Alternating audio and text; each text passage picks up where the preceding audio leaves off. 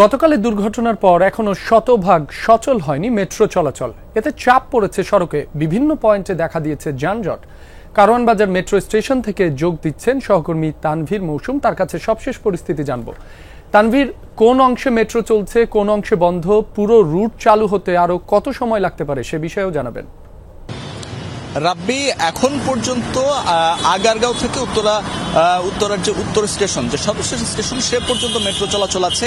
এবং আমরা Karwan Bazar metro station থেকে আরেকটু সামনে এসেছি রাস্তার অবস্থা দেখার জন্য। আমি রাস্তার অবস্থা দেখাতে চাই যে এখানে এখন যেটি হচ্ছে যে এখানে এই জায়গাটি, সড়কের এই প্রান্তটি কিছুটা খালি আছে এই সময়টিতে, কারণ এই যে অফিসের যে সময়টি, সেই সময়টি আসলে চলে যাওয়ার পর এখন কিছুটা আমরা দেখতে পেয়েছি যে আসলে রাস্তা কিছুটা হলেও ফাঁকা হয়েছে। কিন্তু এর আগে অফিসে যাওয়ার আগ মুহূর্তে আমরা দেখেছি যে এই যে আপনার আগারগাঁও থেকে মতিঝিল অংশ, সেই মতিঝিল অংশ কিন্তু আসলে এই জায়গাটিতে মেট্রো চলাচল করছে না।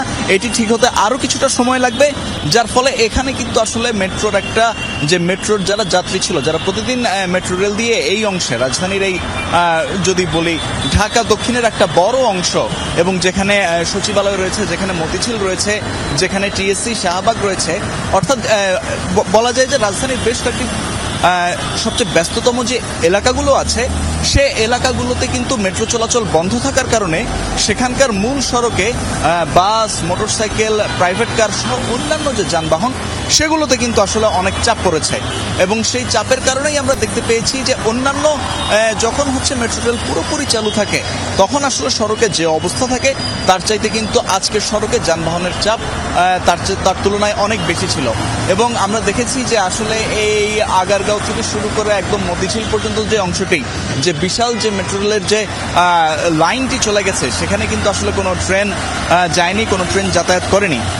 এবং এর ফলে কিন্তু আমরা দেখতে পাচ্ছি যে আসলে সড়কে একটি অচল অবস্থা সৃষ্টি হয়েছে।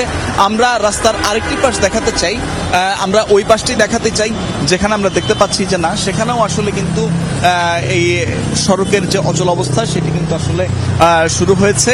এবং এখানে এই অবস্থা কিন্তু আসলে আর কতদিন চলবে সে বিষয়ে কিন্তু আসলে ডিএমপিসিএল কর্তৃপক্ষ, তারা কিন্তু গতকালকের এই মর্মান্তিক দুর্ঘটনা, সেই মর্মান্তিক দুর্ঘটনার কারণে কিন্তু আমরা দেখেছি যে তারা সেই দুর্ঘটনার পর তারা অবশেষে যে একটি বিবৃতি দেয়, এবং সেখানে পরবর্তীতে জানানো হয় যে আসলে এই জায়গাটি বন্ধ রয়েছে এবং দুর্ঘটনায় মৃত ব্যক্তির জন্য শোকও প্রকাশ করা হয়। তবে এই যেখানে কারওয়ানবাজার বা ফার্মগেট অংশ, যেখানে হচ্ছে এই বিয়ারিং প্যাডটি খুলে পড়ার পর দুর্ঘটনা ঘটে, সেই জায়গা থেকেই কিন্তু আসলে মেট্রো রেল বন্ধ রয়েছে। এবং বিয়ারিং প্যাডটি খুলে পড়ার পরই কিন্তু আসলে এখানে যে মেট্রো রেল চলাচল, সেটি কিন্তু বন্ধ করে দেওয়া হয়েছে। রাব্বি। তানভীর, আপনাকে অনেক ধন্যবাদ। মেট্রো রেলের শাহবাগ স্টেশনে আছেন আরেক সহকর্মী তানজিম শাফিন, যাচ্ছি তার কাছে। শাফিন, শাহবাগ স্টেশনের অবস্থা কি, যানজটের চিত্রও জানাবেন। রাব্বি, মূলত বিজয় সরণি, ফার্মগেট এবং বাংলা মোটর, এই তিনটি স্টেশন বাদে বাকি স্টেশনগুলোতে মেট্রো রেল চলাচল করছে। অর্থাৎ উত্তর থেকে শুরু করে ফার্মগেট পর্যন্ত, উত্তর থেকে শুরু করে আগারগাঁও পর্যন্ত, এবং শাহবাগ থেকে শুরু করে মতিঝিল পর্যন্ত মেট্রো চলাচল করতেছে।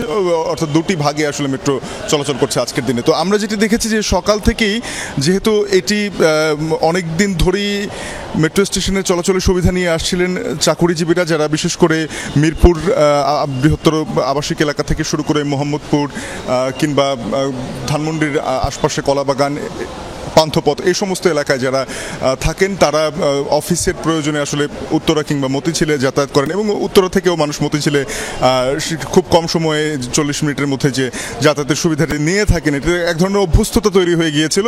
তো সেই অভ্যস্ততা ভেঙে এই দুর্ঘটনার পরপরই যে পরিস্থিতি তৈরি হয়েছে, তাতে সড়কে বেশ একটা চাপ পড়েছে। আমরা দেখেছি যে একেবারে মানিক মিয়া এভিনিউ, অর্থাৎ সংসদের সামনে থেকে শুরু করে পুরো জায়গাটি আসলে তীব্র যানজট তৈরি হয়।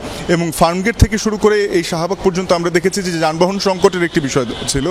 সেখানে অনেকেই অপেক্ষায় দাঁড়িয়েছিলেন ফার্মগেট মেট্রো স্টেশনের নিচে কিংবা বাংলা মোটর মেট্রো স্টেশনের নিচে। আমরা দেখেছি মানুষজন দাঁড়িয়ে আছেন যারা অফিসগামী ছিলেন।